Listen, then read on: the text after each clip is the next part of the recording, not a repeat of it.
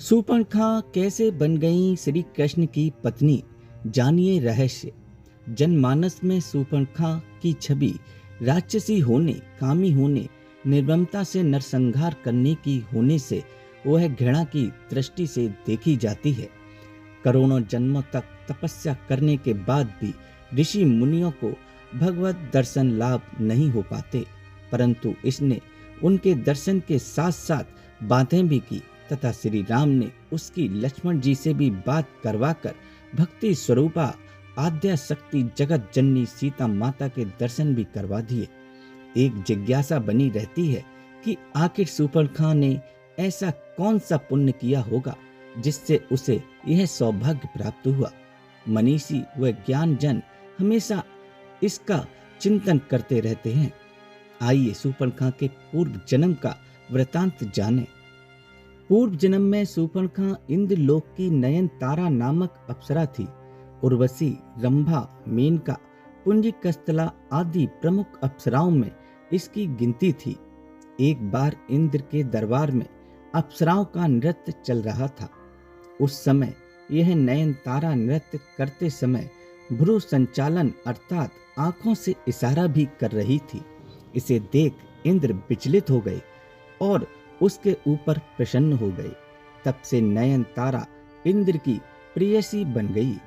तत्कालीन समय में पृथ्वी पर एक वज्रा नामक एक ऋषि घोर तपस्या कर रहे थे। तब नयनतारा पर प्रसन्न होने के कारण ऋषि की तपस्या भंग करने हेतु इंद्र ने इसे ही पृथ्वी पर भेजा, परंतु वज्रा ऋषि की तपस्या भंग होने पर उन्होंने इसे राक्षसी होने का श्राप दे दिया। ऋषि से क्षमा याचना करने पर वज्रा ऋषि ने उससे कहा कि राक्षस जन्म में ही तुझे प्रभु के दर्शन होंगे। तब वही अप्सरा देह त्याग के बाद सूर्पणखा राक्षसी बनी। उसने दृढ़ निश्चय कर लिया कि प्रभु के दर्शन होने पर वह उन्हें प्राप्त कर लेगी। वही नयन तारा वाला मोहक रूप बनाकर ही सूर्पणखा प्रभु श्री राम के पास गई, परंतु एक गलती कर बैठी। वह यह कि परम ब्रह्म प्रभु परमात्मा परात्पर पर ब्रह्म को पति रूप में पाने की इच्छा प्रकट कर दी। दोस्तों, पर ब्रह्म को प्राप्त करने की एक प्रक्रिया होती है। भक्ति या वैराग्य के सहारे ही पर ब्रह्म को प्राप्त किया जा सकता है। सूर्पणखा भक्ति रूपा सीता माता और वैराग्य रूपी श्री लक्ष्मण जी के पास न जाकर सीधे ब्रह्म के पास चली गई। यह उसकी सबसे बड़ी गलती है। वह तो डायरेक्ट श्री राम की पत्नी बनकर भक्ति को ही अलग कर देना चाहती थी। इसके अलावा वैराग्य का आश्रय लेती तो भी प्रभु को प्राप्त कर सकती थी, परंतु वैराग्य को भी नकार कर अर्थात वैराग्य रूपी श्री लक्ष्मण जी के पास भी न जाकर एवं अहंकार में आकर सीधे प्रभु के पास चली गई। उसमें अहंकार आ गया। वह कहती है, संपूर्ण संसार में मेरे समान कोई नारी नहीं। इसका अर्थ यह हुआ कि समस्त संसार में आपकी पत्नी बनने लायक मेरे समान कोई नारी नहीं है।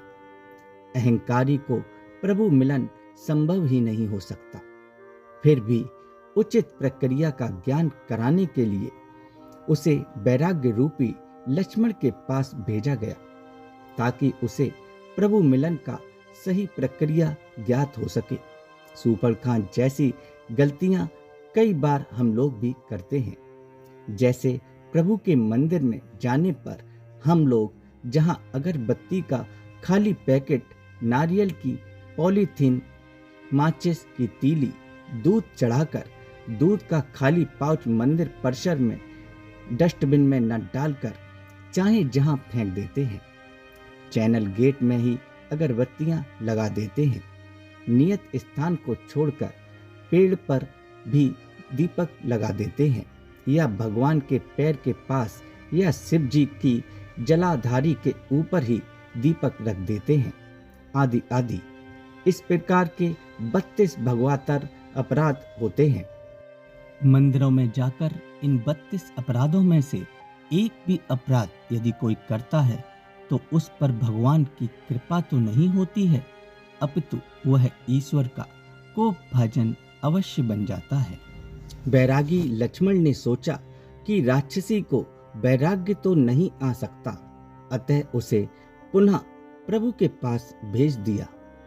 तब प्रभु ने कहा कि मैं तो भक्ति के वश में हूँ। तब शूर्पणखा भक्ति रूपा सीता माता के पास गई, परंतु वहां भी एक भगवातर अपराध कर बैठी। सोचा प्रभु इस भक्ति के वश में है, अतः मैं इस भक्ति को ही खा जाऊं, भक्ति को ही नष्ट कर दूं, जबकि नियम है कि श्रद्धा भक्ति बढ़ाओ संतन की सेवा। अतः लक्ष्मण जी ने क्रोध में आकर उसके नाक कान काट कर अंग भंग कर दिया। तब शूर्पणखा के ज्ञान चक्षु खुल गए और प्रभु के कार्य को पूरा कराने विनाशाय च दुष्कृतम के लिए उनकी सहायक बनकर प्रभु के हाथ से खर व दूषण रावण, कुंभकर्ण, मेघनाथ आदि निशाचरों को मरवा दिया और प्रभु प्राप्ति की उचित प्रक्रिया अपनाने के लिए पुष्कर जी में चली गई और जल में खड़ी होकर भगवान शिव का ध्यान करने लगी। श्री कृष्ण की पत्नी 10,000 वर्ष बाद भगवान शिव ने शूर्पणखा को दर्शन दिए और वर प्रदान किया कि 28वें द्वापर युग में जब श्री राम कृष्णावतार लेंगे, तब कुब्जा के रूप में तुम्हें कृष्ण से पति सुख की प्राप्ति होगी। तब श्री कृष्ण तुम्हारी कुंवर ठीक करके वही नयनतारा अप्सरा का मनमोहक रूप प्रदान करेंगे। दोस्तों, ऐसी जानकारी लेने के लिए हमारे चैनल को सब्सक्राइब जरूर करें। धन्यवाद।